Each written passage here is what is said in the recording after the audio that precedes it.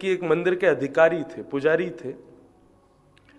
तो जब मंदिर से उनका रिटायरमेंट हो गया श्री जगन्नाथ मंदिर से, तब उन्होंने एक किताब लिखी और उस किताब में एक उन्होंने संदर्भ लिखा कि शाम को जब भी जगन्नाथ जी को शयन करा करके वो मंदिर से बाहर आते थे तो एक माता मंदिर के बाहर बहुत सुव्यवस्थित रूप से खड़ी रहती थी।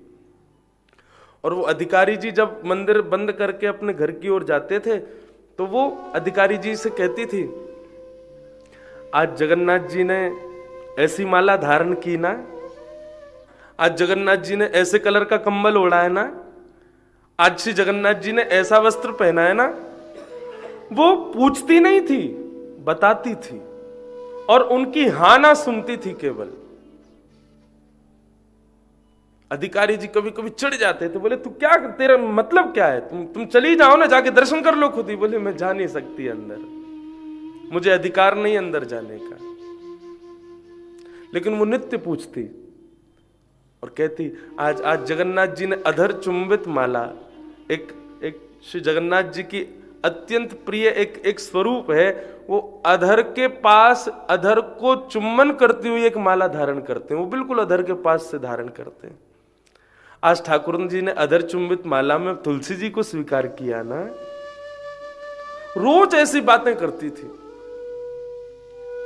अधिकारी जी कभी कभी परेशान हो जाते थे, कभी कभी खड़े होकर के उसके हाँ ना सब करते थे। एक दिन जैसी मंदिर के बाहर आए तो सामने वो मैया खड़ी नहीं थी। तो अधिकारी जी को थोड़ा सा अटपटा लगा, बोले आज वो मां आई क्यों नहीं। तभी उनको एक नील वर्ण की एक ज्योति दिखाई दी और उस ज्योति को देख करके ऐसा आकर्षण हुआ कि उस ज्योति के पीछे पीछे वो अधिकारी जी जाने लगे। तो थोड़ी दूर मंदिर के पास कहीं एक पोखर तालाब के बीच से होकर के वो ज्योति एक घर में जाकर के प्रविष्ट हो गई। उस घर में जाकर के जब अधिकारी जी ने अंदर प्रवेश किया, अंदर जाकर के देखा तो वो मैया ध्यानस्थ बैठी हुई है और उस मैया के ऊपर ऐसे अलमारी जैसी थी, उस अलमारी में श्री जगन्नाथ जी का स्वरूप विराजमान है। अधिकारी जी ने जब जगन्नाथ जी को देखा तो वो छोटे से जगन्नाथ जी में बिल्कुल वैसी आभा प्रभा थी जैसे मूल जगन्नाथ जी में है। उसको देख करके वो आश्चर्यचकित हो गए। तभी पीछे मुड़ करके देखा तो एक व्यक्ति वहीं खड़ा था, उसके लंबी दाढ़ी थी, मूछें नहीं थी। अधिकारी जी ने कहा, भाई तुम कौन। बोले कि मैं इसी घर में रहता हूं। बोले ये कौन है। बोले मेरी पत्नी। देख करके समझ गए ये हिंदू तो नहीं है। तब उन्होंने पूरा वृत्तांत बताया, बोले कि रोज वहां आती है, ऐसा ऐसा करती है। तब उन्होंने कहा हम दोनों मुस्लिम हैं, लेकिन श्री जगन्नाथ जी की हम पर परम कृपा है, हम इस कारण कभी अंदर नहीं जा सकते। हम जगन्नाथपुरी में रहते हुए भी अपने नाथ को कभी देख नहीं सकते, लेकिन इंतजार करते हैं जब श्री जगन्नाथ जी रथ पर बैठ करके आते हैं तो हम दोनों अपने घर की छत पर से ही दंडवत प्रणाम करते हुए नाथ को अपना लेते हैं, स्वीकार करते हैं, प्रणाम करते हैं। अधिकारी जी ने आज उनको कहा कि तुम जगन्नाथ जी को स्वीकार नहीं करते। आज मैंने एक नील ज्योति को तुम्हारे घर में जाते हुए देखा। ये सामने जो तुम्हारे बैठे हैं ये साधारण कोई ठाकुर जी की प्रतिमा नहीं है, साक्षात जगन्नाथ जी तुम्हारे घर में बैठे हैं। मैं इनको प्रणाम करता हूं। ठाकुर जी ये नहीं देखते कि मेरा भक्त कौन है। यदि ये विचार करते तो कभी गजेंद्र पर कृपा नहीं की होती ठाकुर जी ने। यदि ये विचार करते ठाकुर जी तो कभी उस राक्षस के पुत्र प्रहलाद पर कृपा नहीं करते ठाकुर जी। केवल ब्राह्मण ही सर्वस्व है ऐसा नहीं है, ब्राह्मण श्रेष्ठ हैं, लेकिन सर्वस्व तो ठाकुर जी के भक्त हैं, चाहे वो कोई भी हो। भक्त मेरे मुकुट मणि। श्री जगन्नाथ जी के ऐसे अनंत भक्त हुए जिनके लिए ऐसे दिखा देते हैं तो वो वहीं से स्वीकार कर लेते हैं। ऐसे श्री जगन्नाथ। तो बंधुओं, यदि संसार तुमको प्रतिकूल लगता है तो इस बात को सोच करके प्रसन्न हो जाना कि संसार मेरे लिए है ही नहीं। यदि संसार मेरे लिए अनुकूल होता तो तुमको ठाकुर जी ने संसार के लिए बनाया है, लेकिन संसार यदि प्रतिकूल है तो प्रसन्न रहो ना, संसार तुम्हारे लिए है ही नहीं।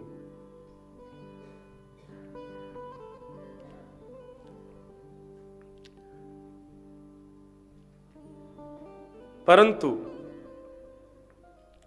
कहीं कहीं स्थानों पर अनुकूलता की आवश्यकता पड़ती है। मिल जाए तो अच्छा, ना मिले तो हरी इच्छा। जैसे कि दाम्पत्य जीवन, कई लोगों की इच्छा होती है कि हमारा दाम्पत्य जीवन में जो हमारा जीवन संगी हो वो अनुकूल हो, हमारे जैसा हो। वही इच्छा कर्दम ऋषि की है। इसीलिए 1000 वर्ष तक तपस्या की और तपस्या के बाद मांगा क्या? समान शीला ग्रह में दधेनु, एक गौ की जैसी सीधी साधी कन्या से मेरा ब्याह हो जाए। इतने प्रसन्न हुए भगवान कि भगवान के नेत्र सजल हो गए और एक अश्रु बिंदु प्रकट हुआ, वही बिंदु सरोवर बन गया। ठाकुर जी ने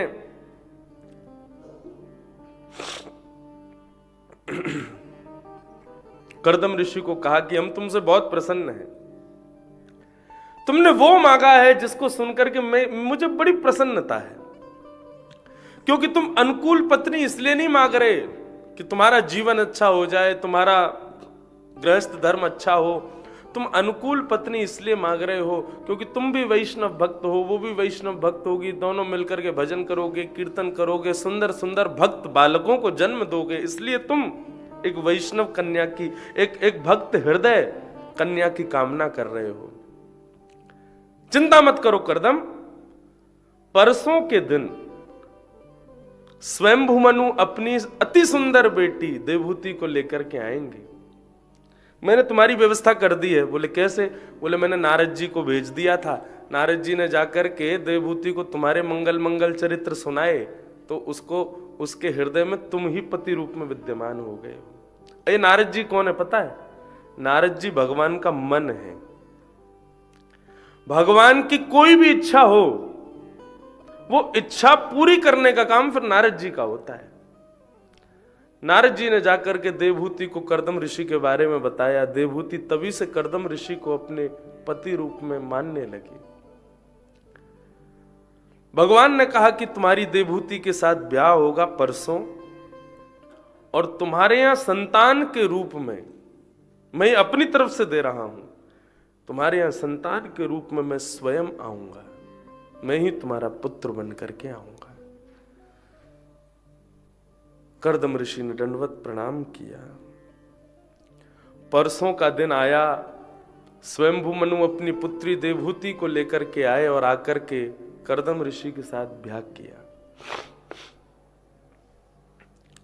स्वयंभू मनु अपनी पुत्री का कन्यादान करके ब्याह आदि करके वहां से प्रस्थान कर गए। श्री कर्दम ऋषि अपनी पत्नी देवहूति को लेकर के अपनी कुटिया में गए, एक आसन बिछाया, उस पर बिठाया, उनके स्वरूप को देखा। इतना सुंदर स्वरूप, मन में विचार करने लगे ये इतनी सुंदर है तो इसको बनाने वाले ने ऐसी सुंदरता की सिंधु बनाई होगी, एक सागर बनाया होगा सुंदरता का, वो सागर कितना सुंदर होगा और वो सागर बनाने वाला कितना सुंदर होगा। और मैं तो ये सोच रहा हूं वो ठाकुर जी जिन्होंने ऐसे सुंदर सुंदर सब कुछ बनाए, वो ठाकुर जी जिन किशोरी जी के रूप पर सदा मोहित रहते हैं, वो किशोरी जी कितनी सुंदर होंगी। किशोरी जी अति करुणामयी है, अति सुंदर है। हमारे ब्रज में इसीलिए तो गाते हैं, किशोरी तोरे चरणन की रज पान, किशोरी तोरे चरणन की रज पान। बंधुओं, मेरा ऐसा मानना है जिनको ब्रजवास की इच्छा है या पुनः ब्रज में अगला जन्म कभी हो तो ब्रज में हो, ऐसी जिनकी भावना है, उनके लिए ये गुरु मंत्र है ये पद। इस पद का निरंतर गान करो। भारत के परम विद्वान ओरछा निवासी श्री हरिराम व्यास जी ने इस पद को गाया, तब उनको ब्रज की प्राप्ति हुई। वे साक्षात विशाखा के स्वरूप थे, वे इस पद को गाते हैं। इसलिए प्रेम और भाव से इस पद को याद कर लो और नित्य प्रातः काल के अपने नित्य क्रम में इस पद का गान करना शुरू कर दो। एक सोनी तोरे चरणन की रज किशोरी तेरे चरण की रज किशोरी तेरे चरणन की रज किशोरी तेरे चरण की रज किशोरी तेरे चरणन की रज किशोरी तेरे चरण की रज और बैठी रहूं कुंजन के कोने, बैठी रहूं कुंजन के कोने, बैठी रहूं कुंजन के कोने, बैठी रहूं कुंजन के कोने, श्याम राधिका गाऊं। श्याम राधिका गाऊं। मैं श्याम राधिका गाऊं। श्याम राधिका गाऊं। किशोरी तेरे चरणन की रज किशोरी तेरे चरणन की रजपा, किशोरी तेरे चरणन की रज किशोरी तेरे चरणन की रजपा। श्री राधा रमण लाल की।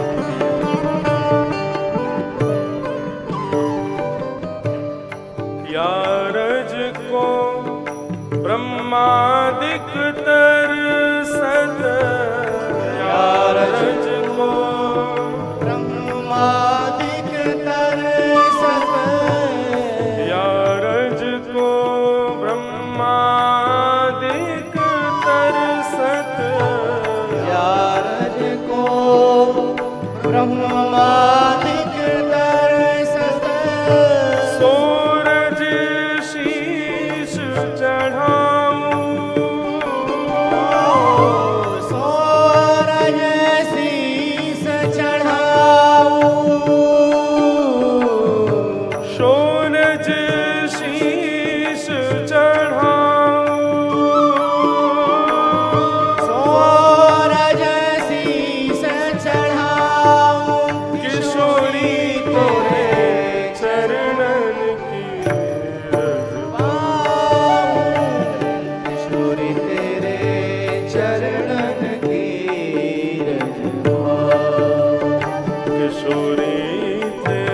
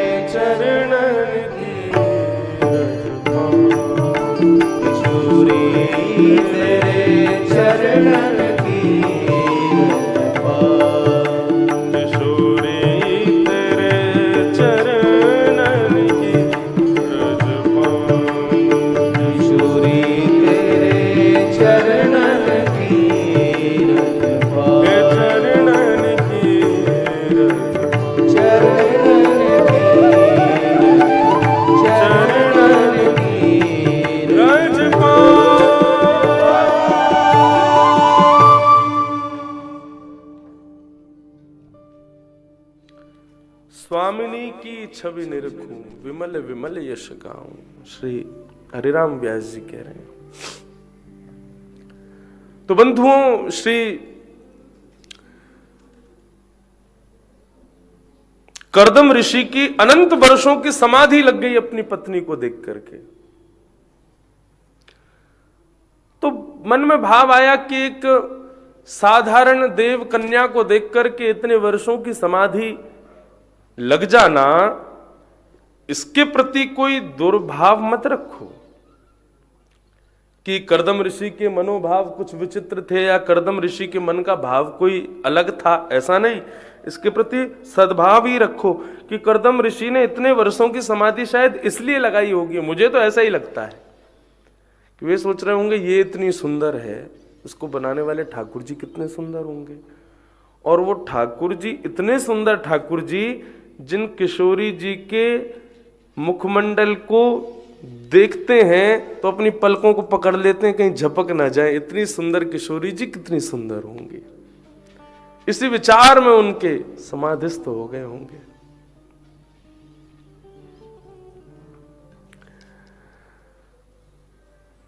अनंत वर्षों की समाधि के बाद जब नेत्र खोल करके देखा तो सामने देवहूति वृद्धावस्था को प्राप्त हो चुकी थी।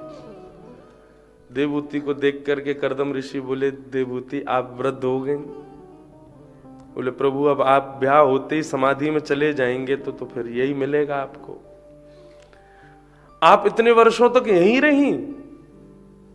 बोले, हाँ, आपके सब नियमों को मैं ही पूर्ण कर रही थी, आप तो समाधि में थे। कर्दम ऋषि इतने प्रसन्न हो गए सुनकर के, बोले, वरदान मांगो, क्या चाहिए।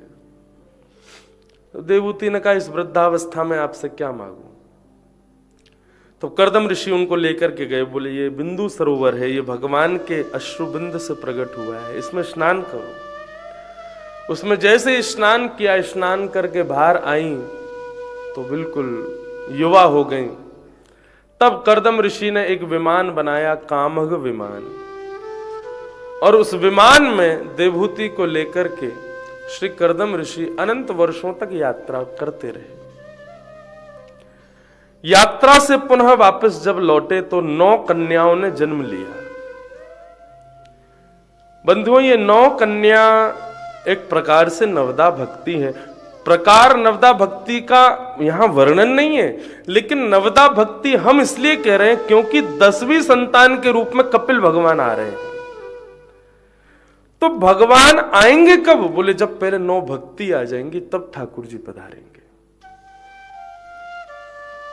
ये 9 भक्ति कौन कौन सी हैं? श्रवणम कीर्तनम विष्णु स्मरणम पाद सेवनम अर्चनम वंदनम दास्यम सख्य आत्मनिवेदनम। ये 9 भक्ति। इन नवदा भक्ति के ऊपर भी चर्चा विस्तार से एक बार की है मैंने अकिंचन कथा के माध्यम से। 9 भक्ति के 9 आचार्यों पर कथा की थी, जिनमें सबसे पहली भक्ति है जो आप लोग अभी कर रहे हो, श्रवण भक्ति। ये कर्ण रंध्र के श्रवण की भक्ति सर्वश्रेष्ठ भक्ति मानी गई। यदि ये भक्ति प्राप्त हो जाए तो धीरे धीरे सारी भक्तियां जीवन में आ जाएंगी। लेकिन जिसको श्रवण की भक्ति प्राप्त नहीं है, जिसको श्रवण में ही रुचि नहीं है, जिसको कथा सुनने में ही आनंद नहीं है, क्षमा कीजिए, वो अन्य किसी भक्ति में निपुण नहीं हो सकता। मैं आपको अपना अनुभव बताऊं,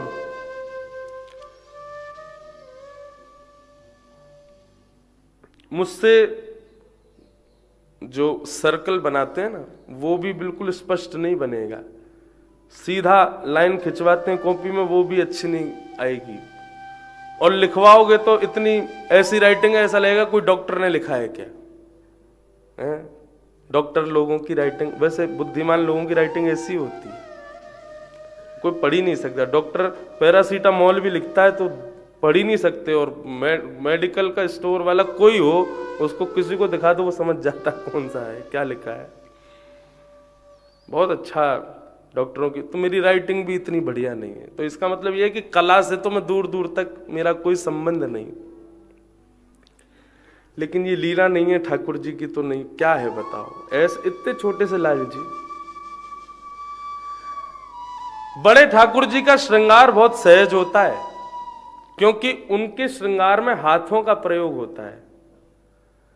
लेकिन जब लाल जी इतने से हों, ये तो फिर भी बड़ा है, इतने से हैं लाल जी, और लाल जी जब इतने से हों तो उंगलियों से श्रृंगार होता है, ये 2 उंगलियों से। इन 2 ये 4 ये अंगूठा ये उंगली के अलावा दूसरी कोई चीज कभी ठाकुर जी के प्रयोग में आती नहीं मेरी, इसी से ही श्रृंगार होता है। और फिर भी बिल्कुल आप कभी गौर से देखें ठाकुर जी को तो एक एक चीज बिल्कुल स्पष्ट आ जाएगी। सारी मालाएं, कानों के कुंडल, आंखों के, बिल्कुल वो अलंकार धारण करते हैं ठाकुर जी।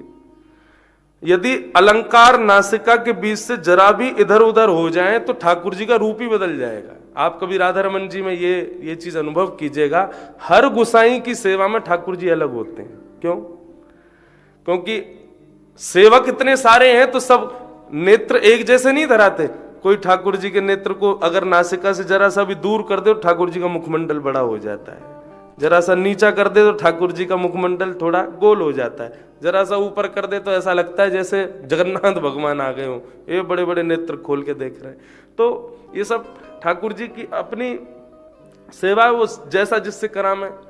एक बार मैं कहीं गया था कथा के लिए, तो हमारे यहाँ एक पंडित जी थे, लाल जी को ले जा नहीं सकता था, नहीं तो उनको बहुत श्रम हो जाता है। एक पंडित जी, उन्होंने कभी सेवा की नहीं, लेकिन फिर भी मैंने उनको हाथ पकड़ के बिठाया, मैंने कि थोड़ी सी बस एक दिन सेवा कर दो आप ठाकुर जी। बोले आप बता जाओ।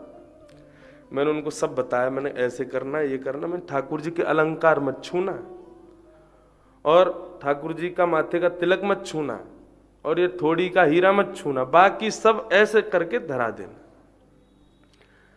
अब गलती उनसे ये हो गई कि वो थोड़ी सी उंगली लगी तो अलंकार जो ठाकुर जी का निकल गया।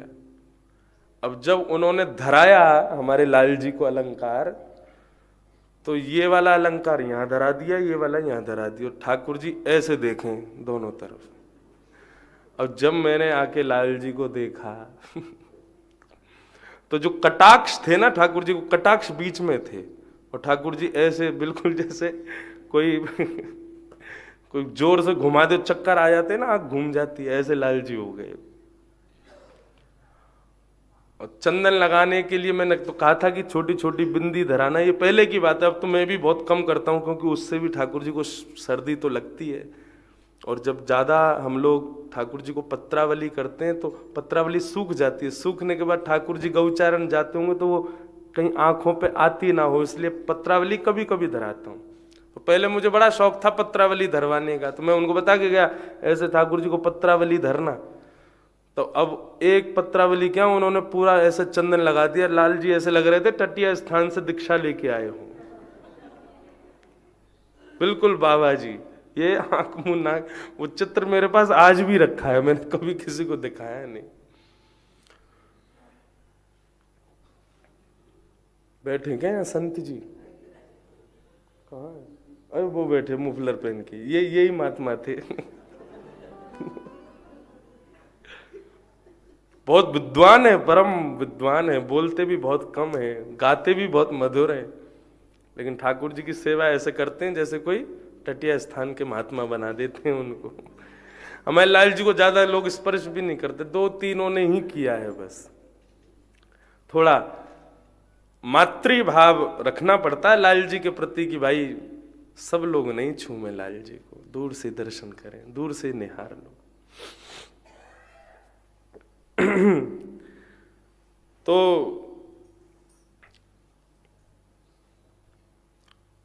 श्रवण भक्ति सर्वश्रेष्ठ। यदि श्रवण आपने बहुत अच्छे से किया है, कथा यदि कानों के मात्र से हृदय में विराजमान हो गई है, तो धीरे धीरे सब कलाएं आपको आ जाएंगी। तो मैं इसलिए कह रहा था, मुझसे कला से तो मैं दूर दूर तक नहीं जुड़ा हुआ, लेकिन फिर भी ठाकुर जी की श्रृंगार की ये भी एक कला है, और ये कला हर कोई नहीं कर सकता।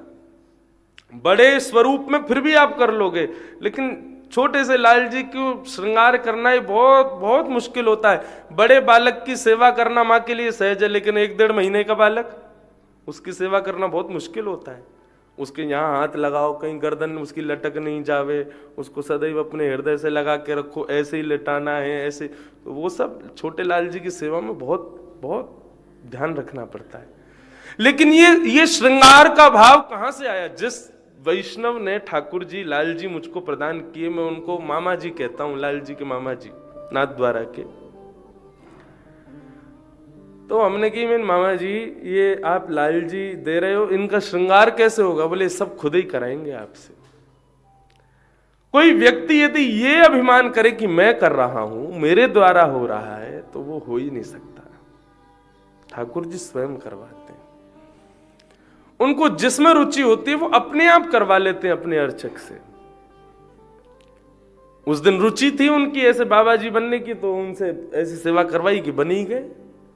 रुचि होती तो किसी दिन खूब सुंदर भी बन जाते हैं।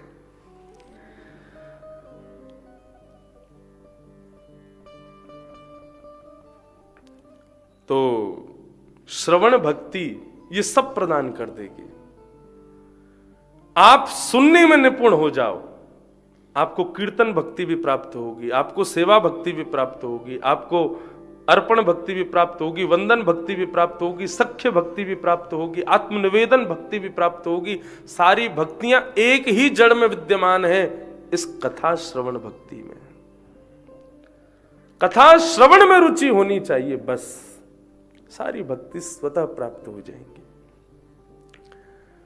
जो कथा श्रवण में निपुण नहीं होगा ना, वो ठाकुर जी की सेवा में कोई ना कोई अपराध कर बैठेगा। लेकिन ठाकुर जी की श्रवण भक्ति में खूब निपुण है, तो उससे सेवा में कोई अपराध नहीं हो सकता। यह भाव बिल्कुल निश्चित है।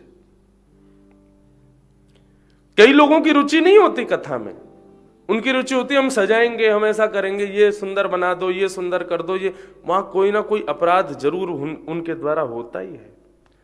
लेकिन जो श्रवण भक्ति में निपुण होता है, वो जानता है ठाकुर जी साधारण नहीं, ये चैतन्य है, चैतन्य की सेवा कैसी होती है वो कर लेता।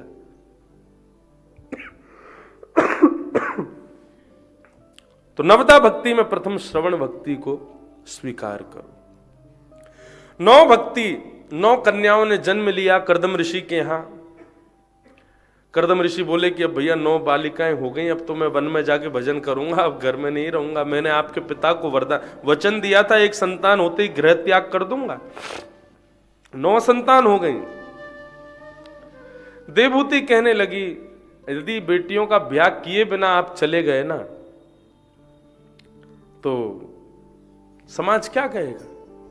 आपने जो किया वही समाज करेगा। वह भी बेटियों को ऐसे ही कुंवारी घर छोड़ करके चले जाए करेंगे पिता लोग। अरे बेटी है, उसका सुव्यवस्थित ब्याह कीजिए, उसके बाद किसी और की चिंता कीजिएगा। कर्दम ऋषि ने 9 प्रजापतियों के साथ में अपनी 9 बेटियों का ब्याह किया। लेकिन तभी उनको स्मृति में आया कि भगवान ने वरदान दिया था वो पुत्र बन करके पधारेंगे। तब कर्दम ऋषि के यहां 10वीं संतान के रूप में भगवान कपिल का प्रादुर्भाव हुआ। बोलो कपिल भगवान की। कभी संयोग बनेगा तो लाल जी का उत्सव गंगा सागर में भी होगा, श्री कपिल भगवान की सन्निधि में। श्री गंगा सागर वो साधारण स्थान नहीं है, अति श्रेष्ठ अति दिव्य तीर्थ है। सारे तीर्थ बार बार, गंगा सागर एक बार, एक ही बार जाना है, बस हो गए कल्याण उसी में। तो श्री कपिल भगवान का प्रादुर्भाव हुआ। कपिल भगवान को पिता कर्दम ने प्रणाम किया और कहा कि प्रभु अब मैं वन में जाऊं। ले जाओ, जा करके भजन करो। अच्छा देखो, यहां एक बात मुझे समझ में नहीं आई थी, तो मैंने अपने गुरुदेव से पूछा कि भगवान साक्षात पुत्र बनकर के पधारे कर्दम ऋषि के यहां, और वे पुत्र बनकर के स्वयं भगवान आए हैं, ये बात पिता कर्दम जानते हैं। फिर भी भगवत प्राप्ति के बाद उन्होंने वन में जाकर के भजन में ही क्यों मन लगाया? भगवान के पास रहते प्रेम से। हम भजन भगवत प्राप्ति के लिए करते हैं, तो फिर भगवान जब प्राप्त हो ही गए, आज श्री गिरधर लाल जी मुझे प्राप्त हैं, ये भगवत प्राप्ति है। लेकिन मुझे गिरधर लाल जी प्राप्त हो गए, भगवत प्राप्ति हो गई, उसके बाद मैं ऐसा विचार करूं कि अब कथा करना शेष क्या है? अब जीवन हो तो गया, लाल जी प्राप्त तो हो गए, भगवान मिल गए, अब कथा क्यों कहूं? अब ये कथा का क्रम क्यों होना चाहिए? ऐसी भावना नहीं। श्री राधा रमन जी का दर्शन हो गया तो दर्शन के बाद क्या पुनः दर्शन की इच्छा नहीं होती? वो इच्छा सदैव बनी रहेगी। उस दर्शन करने में हमारी सदैव नवीनता बनी रहे, उसके लिए ठाकुर जी का भजन अति आवश्यक है। नहीं तो ठाकुर जी के दर्शन में भी कोई ना कोई दोष उत्पन्न हो जाएगा। ये कथा जो है ना, ये नित्य मार्जन की क्रिया है। ये भजन जो है, ये नित्य मार्जन की क्रिया है। थाली मिल गई, उसमें प्रसाद पा लिया, तो इसका मतलब ये थोड़ी अब धोने की कोई जरूरत नहीं है, इसी में पाते रहो। उसको मार्जन तो करना पड़ेगा। हमें भगवत प्राप्ति हो गई, हमारे मन में ठाकुर जी विराजमान हो गए, तो उसके नित्य मार्जन की क्रिया कथा के माध्यम से, भजन के माध्यम से करनी पड़ेगी। उसमें क्या होगा? बोले नित्य नवीन नूतन भाव प्रकट होंगे, और वो भाव ठाकुर जी को प्रिय है। एक ही भाव से जो भक्ति करते हैं ना, नित्य एक ही नियम रहता है उनका, इतने बजे ये करना है, ऐसी माला धरानी है, ये करना है, वो करना है। उससे भी ठाकुर जी कभी कभी बोर हो जाते हैं। अपनी क्रिया में, अपनी भक्ति में कुछ ना कुछ नवीनताएं लाओ, कुछ ना कुछ नवीन करने का प्रयास करो। ठाकुर जी को नवनीत प्रिय है, मक्खन प्रिय है, और मक्खन रोज नया निकलता है। बासा मक्खन हो जाता है तो फिर उसको घी बना दिया जाता है, लेकिन ठाकुर जी नवनीत प्रिय है, रोज नया चाहिए उनको। और वो नवनीत प्राप्त होता है भजन के माध्यम से, कथा श्रवण के माध्यम से। इसलिए भगवत प्राप्ति के बाद भी भजन का त्याग नहीं करना चाहिए। क्यों? भजन नवनीत प्रदान करता है, नित्य नूतन भाव हृदय में प्रकट करता है। आज का नूतन भाव शाम को देखना आप उत्सव में, आज कुछ नया होगा 56 भोग में।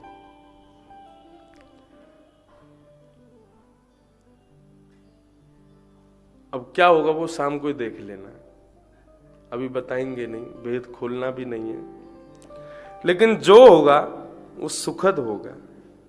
अब कैसा होगा ये तो ठाकुर जी जाने, गिरधर लाल जी जाने, क्योंकि आज गिरधर लाल जी के शाम को थोड़ी सी इनसिक्योरिटी बढ़ने वाली है। बस इतनी बात समझ लो आप, वो थोड़े से ऐसे होने वाले हैं, हमारी मैया कहीं और तो नहीं भटक गई है, ऐसा भाव हो सकता है, लेकिन सुख मिलेगा लाल जी को। तो ये नित्य नवीन भाव कहां से प्रकट होते हैं? ये भजन के माध्यम से प्रकट होते हैं। ये ठाकुर जी की कथा के ये मार्जन करती है हमारे हृदय का, तभी वो नवीनता आती है। श्री कर्दम ऋषि ने भगवान से आज्ञा मांगी कि मैं भजन के लिए अब वन में जाऊं। भगवान ने आज्ञा दी, जाओ। कर्दम ऋषि वन में गए, वन में जाकर के भजन करने लगे। यहां माता देवहूति को पता चला कि मेरे पुत्र साक्षात भगवान हैं। तिलक किया, माला पहनाई, आरती करके चरणों में बैठ गई और अपने ही पुत्र से कुछ प्रश्न करने लगी। यही कर्दम श्री देवहूति कपिल संवाद है। निर्वेणा नितराम भूमन असद इंद्रिय तर्षणा येन संभाव्यमानेन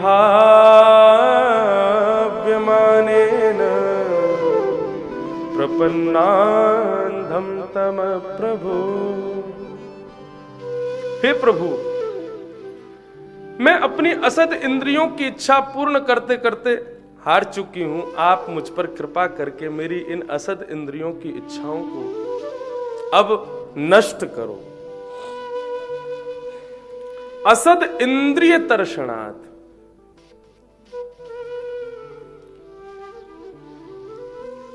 इंद्रियों को असद बता रही हैं श्री देवहूति जी। सामने विराजो भाई, आओ बैठो।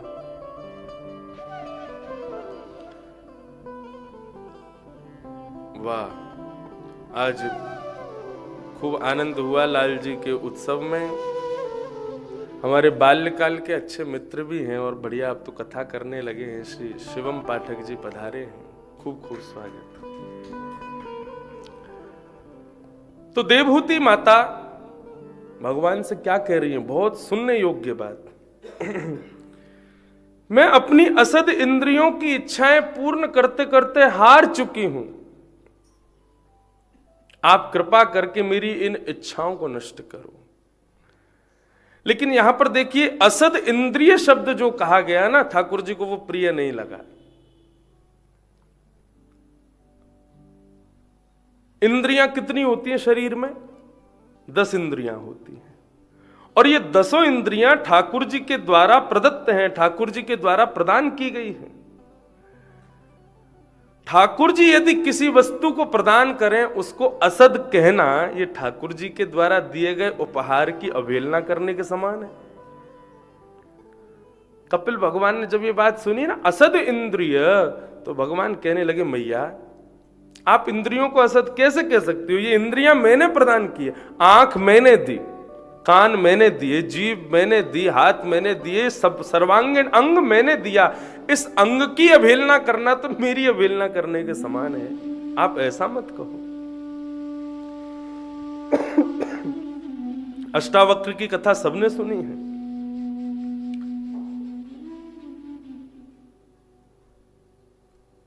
निर्वैर हैं अष्टावक्र।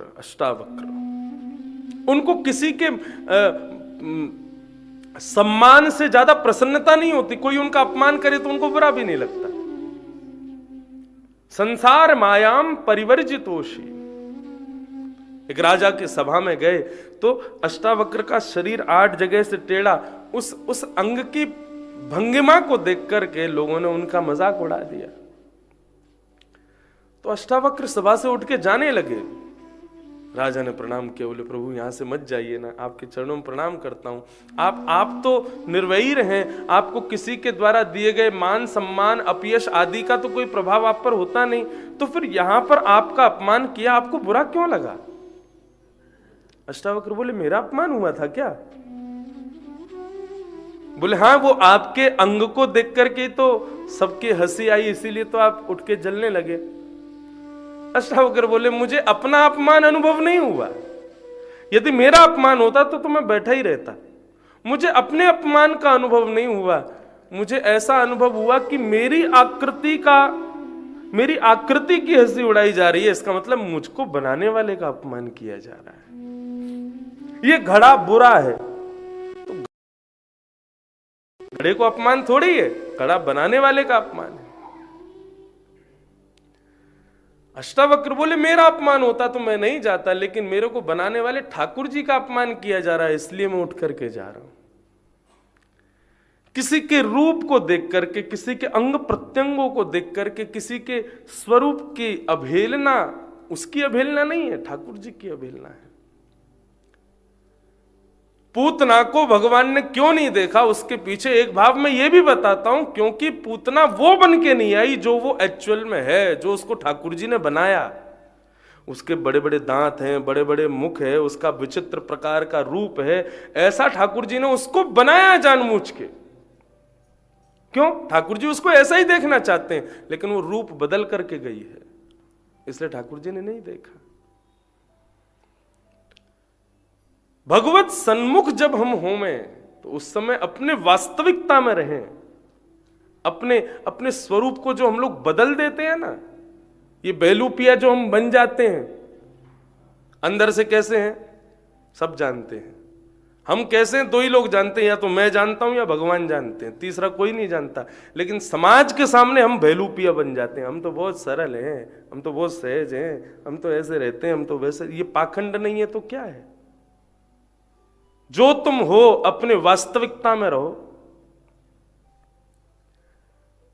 हम कथा करने जाते तो पहले दिन ही महाराज जी आप सुबह कितने बजे उठ जाएंगे, क्या कोई नियम करना है ये आदि। मैंने भैया ये नियम पीएम हम बहुत कम, हमारे तो लाल जी की सेवा, बस लाल जी की सेवा करेंगे, थोड़ी बहुत देर भागवत जी आदि पढ़ लेंगे, कथा सुना देंगे, इसके अलावा क्या करना है? बोले क्रिकेट खिलवा लो।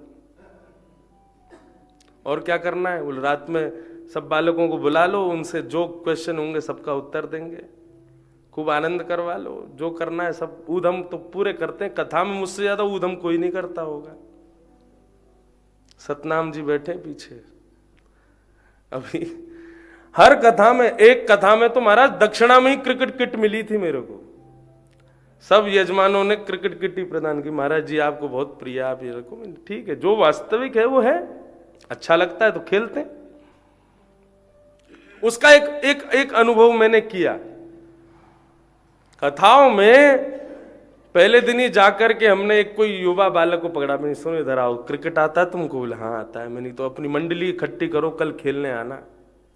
उसका प्रभाव क्या हुआ, वो क्रिकेट खेलने वाले बच्चे जब क्रिकेट खेलते हैं तो फिर उनका मन होता है यार ये महाराज जी छक्के चौके यहाँ मारते हैं, जैसे सुने तो सही कथा में बोलते क्या है। इस प्रलोभन से कथा में भी आते हैं, वो कथा में आके बैठते भी हैं। ये अनुभव मैंने किया कि वो बालक सुबह खेलने राम भूमन। तो मैया आप इंद्रियों को असत मत बताओ। यदि मैंने नेत्र नहीं दिए होते तो मेरा दर्शन कभी होता आपको? मैंने कान नहीं दिए होते तो कभी मेरी कथा सुनती हैं आप? मैंने जिह्वा नहीं दी होती तो फिर आप कभी गाती? ये सब मैंने दी है, इसलिए आपकी क्रिया क्रियान्वित हो रही है। बंधन के कारण ये इंद्रियां नहीं है, बंधन का कारण मन है, चित्त है। चेतः खल्वस्य बंधाय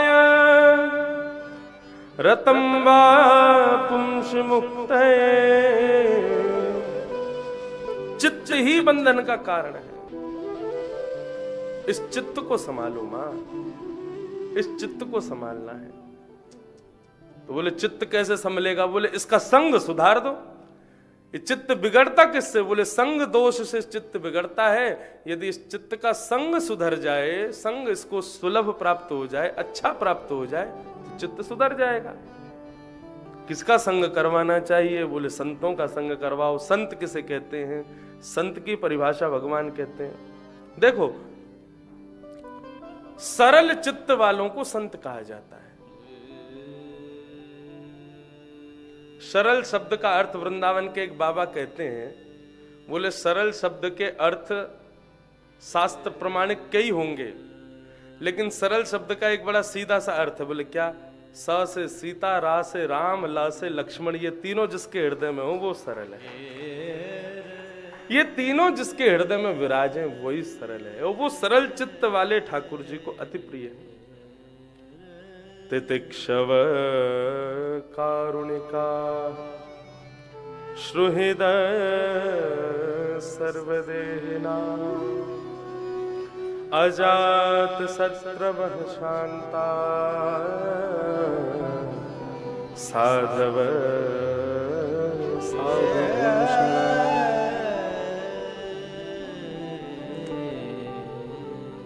तितिक्षवः कारुणिका श्रुहृदः सर्वदेहिनां अजात शत्रवः शांता साधवः साधुभूषणा।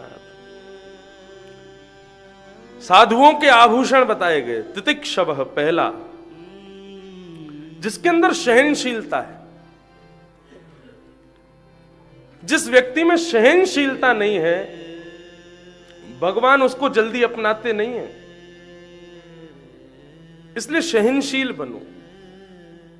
जरा सा कोई कह दे, मंदिर में कई लोगों को आपने कान पकड़े देखा है? ठाकुर जी के सामने जाएंगे, कान पकड़ेंगे ऐसे, और कान ऐसे ऐसे करके हाथ जोड़ेंगे, कान पकड़ेंगे। क्यों? ये वही लोग होते हैं जो अपनी वास्तविकता सबके सामने छुपाते हैं, लेकिन ठाकुर जी के सामने कान पकड़ते हैं। बोले आप सब जानते हो, आपसे क्या छुपा है प्रभु, आपको सब पता है, आपसे क्या छुपाऊं, कान पकड़ रहा हूं। मंदिर में जाके कहेंगे, कौन कुटिल खलकामी मौसम जातन दियो सो ही बिसरायो ऐसो नरक हरामी। हे प्रभु, मैं बहुत कुटिल हूं, बहुत कामी हूं, बहुत क्रोधी हूं, लेकिन उसी व्यक्ति को कोई बाहर कहते तुम में बहुत क्रोध है, तुम बहुत कामी हो, तुम बहुत लोभी हो, तो सुनना पसंद नहीं होता। जैसे ठाकुर जी के सामने स्वीकारीकरण किया गया अपने अवगुणों का, वैसा स्वीकारीकरण सबके सामने करो। ये तितिक्षु व्यक्ति का लक्षण है, जो अपने अवगुणों को स्वीकार। मानव का सबसे बड़ा सद्गुण यही है कि वो अपने अवगुणों को स्वीकार करे। हाँ, ये कमी मुझ में है, ये मेरी गलती है। ये उसका सबसे बड़ा सद्गुण है कि वो अपने अवगुण को स्वीकार करे। लिख लीजिएगा। और व्यक्ति का सबसे बड़ा दुर्गुण है कि वो अपने अवगुणों को अस्वीकार करे। ना, मैं तो ऐसा हूं ही नहीं, मेरे अंदर तो ये कमी है ही नहीं, मैं तो बिल्कुल भी नहीं हूं ऐसा। श्री तुलसीदास जी कहते हैं, निंदक नियरे राखिए, पास रखो निंदकों को। क्यों? तुम्हारी कमी बताएंगे। जब अपनी कमी सुनोगे तो उनको सुधारने की परिकल्पना हृदय में करोगे, और जब परिकल्पना हृदय में होगी तो कमी सुधरेगी, और जब सुधरोगे तब भगवान को पाओगे। और सुधर ही नहीं रहे हो ठाकुर जी को कैसे पाओगे? कहीं वैकुंठ जाते जाते देरी ना हो जाए, फिर बाद में सिर पकड़ करके रोगे, बोले कि हमको जन्म मिला, जीवन मिला, कथा मिली, तब हमने स्वयं को क्यों नहीं सुधारा, तब हमने अपनी इस गलती को क्यों सुधार नहीं किया। आज इस कमी की वजह से भगवत प्राप्ति में हमको बाधा हुई है। तितिक्षु बनो, सहनशील, पेशेंस। तितिक्षव कारुणिका सर्वदेही नाम, सर्वदेहीधारियों पर करुणा करो, मानवों पर भी करुणा, जीवों पर भी करुणा, प्रकृति पर भी करुणा, वातावरण पर भी करुणा, सब पर करुणा करो। केवल मानवों से तो प्रेम करते हो, पशुओं से तो प्रेम करते हो, लेकिन प्रकृति को गंदा करते हो, वायु को गंदा करते हो, तो भी तुम संत तो नहीं माने जाओगे। संत वो है जो सर्वांगीण विकास करे, सबका कल्याण करे, सब पर कृपा करे। कारुणिका सर्वदेही नाम, और अजात शत्रवः, उसका कोई शत्रु नहीं होता। उसके प्रति किसी के अंदर शत्रुता की भावना हो, ये बात एक अलग है, लेकिन उसके हृदय में किसी के प्रति शत्रुता ना हो, ये मेरा शत्रु है, या ये आदमी अच्छा नहीं है, या ये ऐसा है, ये वैसा है, इस प्रकार की भावना जिसके हृदय में ना हो। और ठाकुर जी को सबसे प्रिय गुण जो लगता है वो अंतिम गुण है, क्या? शांता। बहुत शांत रहता, बहुत कम बोलता। बहुत जल्पिका लोग, बहुत ज्यादा बोलने वाले लोग ठाकुर जी को प्रिय नहीं। ठाकुर जी को ज्यादा बोलने वाले लोग प्रिय नहीं है, ठाकुर जी को ज्यादा गाने वाले लोग बहुत प्रिय है। श्री अष्ट सखाओं में कृष्णदास जी कहते हैं, भगवत प्राप्ति जप तप नियम आदि इन सब से तो होती है, लेकिन भगवत प्राप्ति में एक बहुत बड़ा साधन क्या है? राग सेवा, स्वर सेवा। इससे ठाकुर जी को बहुत अच्छा लगता है। एक श्रीनाथ जी की बड़ी अच्छी कथा है। एक नया दरबान आया श्रीनाथ जी के मंदिर में, उसने संगीत सीखा नहीं था, लेकिन उसको गुनगुनाने की बड़ी आदत थी। कई लोग होते हैं वो गुनगुनाते रहते हैं। गुनगुनाना समझते हैं? ऐसे ऐसे करते रहते हैं। ये लोगों की बड़ी इच्छा होती है, वो गाते भी, खाना भी खाएंगे ना, खाना खाते समय भी बीच बीच में एक आध तान तो मार ही देते हैं। एक बार मैं भी एक के संग फंसा था ऐसा, वो रास्ते पर गुनगुनाता ही रहा। फ्लाइट में बैठा था बगल में, तो मुझको देख करके बोला, आप कोई पंडित जी हैं? मैंने कहा हाँ पंडित जी हैं। अच्छा, क्या कुछ गायन करते हैं या कुछ वादन करते हैं? मैंने कि ना गायन करते ना वादन करते हैं। तो मैंने तो बोले क्या करते हैं? मैंने हम बकते हैं, वक्ता हैं बोलते हैं। अच्छा, गायन भी थोड़ा बहुत तो आता होगा? मैंने कहा हाँ थोड़ा बहुत है। तो कुछ सुनाइए। तो मैंने उसको एक पद सुना दिया, हवाई जहाज। अब तो महाराज जहां जा रहा था वहां तक उसने मेरे प्राण नहीं पी लिए। अब तो ये तान मारो करो, ये ऐसे लेंगे, इसको वैसे लेंगे, इसको यहाँ यूं कर दीजिए, यहाँ करो। हवाई जहाज उतरने को आ रहा है, बेल्ट पहनने को, बेल्ट पहन लो, पहन रहा है बेल्ट, उसमें भी तान मार रहा है। हवाई जहाज से उतर, अब मुझे नंबर दीजिए आप अपना, मैं आपको निश्चित ही बताऊंगा ऐसा। मैंने भाई तो हाथ जोड़ रहे तुम्हारे आगे, बस इतना ही रखो, यहीं तक, बस इतना ही बहुत है।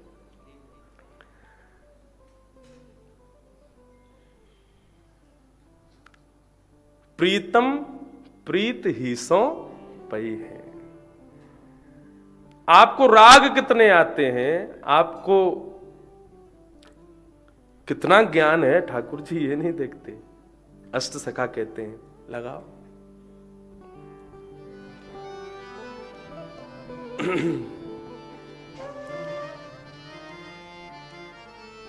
प्रीतम प्रीत ही सौंपे है, प्रीतम प्रीत ही सौंपे है, प्रीतम प्रीत ही सौंपे है, प्रीतम प्रीत ही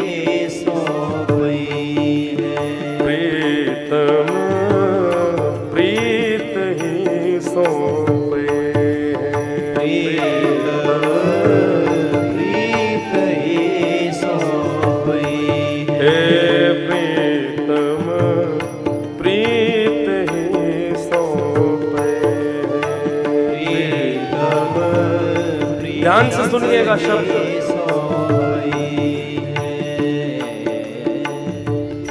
यद्यपि रूप गुणशील सुधरता, यद्यपि रूप शील सुधरता, यद्यपि रूप गुणशील सुधरता, यद्यपि रूप गुणशील सुधरता, इन बातन नारी झई,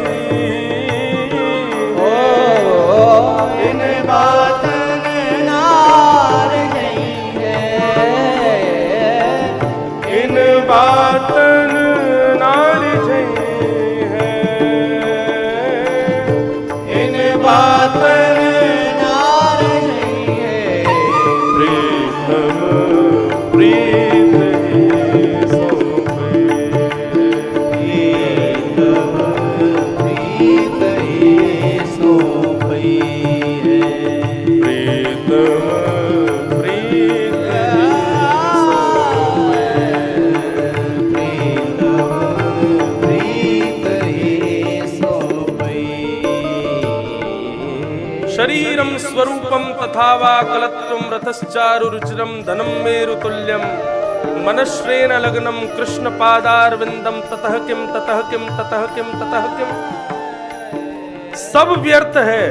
शरीर का, स्वरूप का होना, अच्छे परिवार का होना, अच्छी पत्नी का होना, अच्छे धन का होना, अच्छी संपत्ति का होना, अच्छी गाड़ियों का होना, सब व्यर्थ है यदि मनश्रेण लग्नम कृष्ण पादारविंदम। गोविंदास जी कह रहे हैं,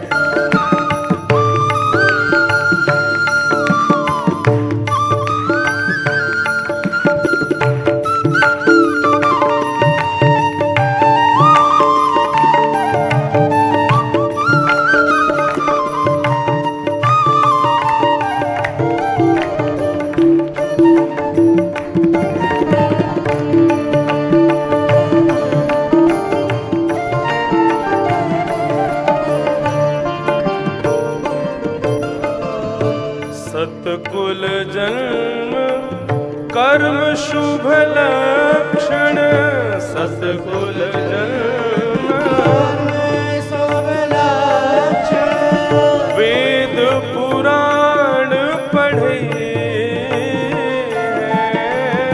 वेद पुराण पढ़ी, वेद पुराण पढ़े, वेद पुराण पढ़ी। हे गोविंद प्रभु बिना स्नेह सुहालो, गोविंद प्रभु बिना स्नेह सुहारो, गोविंद प्रभु बिन स्नेह सुहालो, गोविंद प्रभु बिन स्नेह सुहारो, रसना कहाँ चुन चाहिए, रसना